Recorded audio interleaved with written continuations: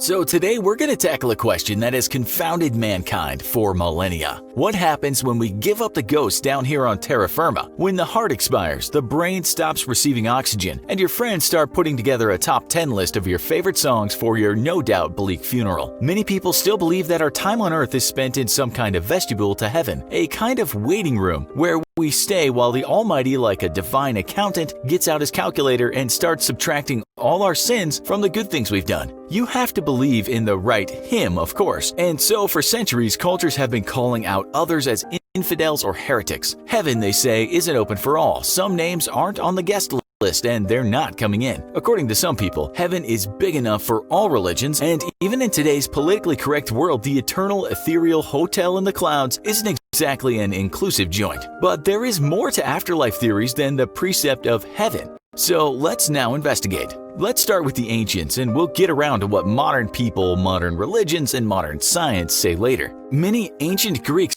believed that when they died, the soul separated from the body. They entered the underworld, where the main man in charge was called Hades. As you've seen in our episode on Hell, words like Hades and Tartarus, a place farther down than Hades, pop up in old texts of the Abrahamic religions. In Orphism, an ancient Greek religion, there was life after death. Graves had been uncovered with tablets in them that gave instructions for the dead when they entered the afterlife. The underworld was not easy to navigate, so the Greeks might have left some notes for the passed over person. But not all Greeks thought alike. The philosopher Plato was perhaps less superstitious and believed that we had a soul before we were born and we had one after we died. He once wrote that the trauma of birth makes us forget what we had learned in our past life. He called this anamnesis. He seemed to believe in an eternal spirit, but not exactly one that has to navigate beasts in the underworld. This dualism he talked about of soul and body would take root in many beliefs to come. Some scholars say for Plato, our soul is our true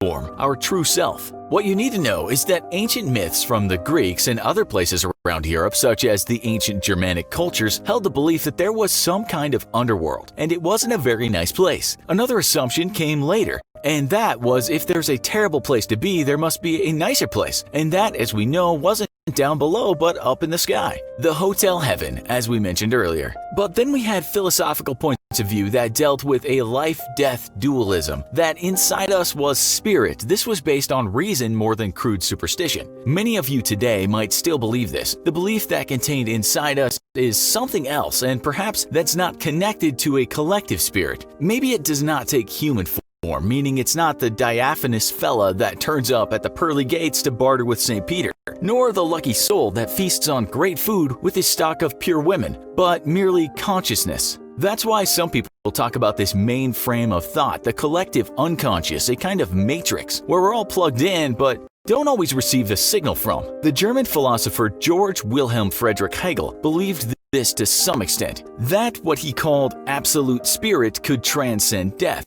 He wrote that once we had become absolute spirit through a journey of self-discovery, we could understand infinity. Hegel is really confusing, but let's just say that in some religions he believed we could transcend this life. If you saw the recent Joe Rogan show with the always personable British particle physicist Brian Cox, Rogan brought up the matter that there might be a soul, perhaps connected to a great plexus of other souls. Cox countered, saying scientists would know if a soul existed, even as a thought, because they had incredibly sophisticated methods of measuring or just seeing energy. Everything in this universe has some kind of energy, and if we had a soul, argued Cox, we'd know. But if you're religious, you could just argue that God works in mysterious ways, and scientists are just brazen for thinking that they could detect this soul. That's an argument you can't win, because in religion you just have to take a leap of faith. Empirical truths might hold some weight with religious people, of course, but perhaps not when God and the afterlife are concerned. We must also remember that the men in the clouds with lustrous white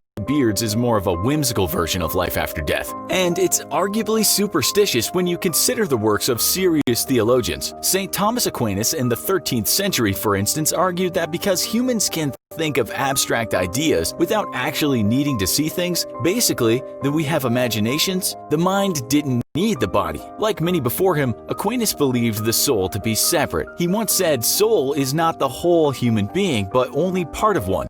My soul is not me." Aquinas was one of many Christian philosophers that attempted to reconcile more down-to-earth philosophy with religious beliefs. When the body died, something lived on, but that had nothing to do with men with pitchforks or angels playing harps. Now let's look at Buddhism. You've all heard of the concept of reincarnation, but it's often misunderstood as being a reward or punishment for something you did in this present life that affects what kind of creature you'll return as. Sometimes called metempsychosis, what this really means is not that you'll come back as a cockroach for cheating on your girlfriend, but that there are realms you can come back in as the same soul. That death is a cycle, and you can, with enough good karma, achieve nirvana, the end of the cycle. No more rebirth and therefore no more worldly pain. Someone might argue again that the soul does indeed exist as separate from the body, and when one body dies, this enters another cycle in another body, but the soul remains the same, just trying to achieve a state of nirvana. Another belief, perhaps similar, is eternal return, which can be found in the ancient Egyptian texts and also ancient Indian texts. Everything in the universe is cyclic, which includes your existence. That might also mean we are destined to live in the same exact existence again for eternity. If that's true, you should embrace your life. As philosopher Friedrich Nietzsche wrote, if some entity came to you in a dream and told you you would live this life over and over for all of eternity with all the pain and anguish as well as happiness, would you feel bad about it? Asked Nietzsche. It's not religion but a thought experiment. If this eternal reoccurrence were true, you should love life and all that happens. This could make you a better person, a happier person. Religion can also act as a positive thought experiment. If you believe it's a sin to cause others pain, and we all know pain, and that this can lead to not going to heaven, then perhaps you'll act better. We might also add that for some people, causing pain to others gets them into heaven, i.e. the Christian Crusades, religious extremism, countless fundamentalists today that have little respect for certain people's right to freedom. People disagree on what gives us good karma, what gets us silver stars from God, and this possesses a significant human problem and has done so for thousands of years. What we're trying to say is that the belief in an afterlife can perhaps be positive for you and the society in which you live and the world as a whole, but it might also lead to disharmony. Okay, enough religion. Brian Cox might tell you you don't have a soul, but he admits science doesn't fully understand how consciousness works. As a physicist, for him it's all about energy, and nothing to him shows that we have this extra piece of matter in our bodies that is a soul. But Cox also admits that atoms, what we are made of, can be confounding things. Do we really understand how the constituents of the atom interact?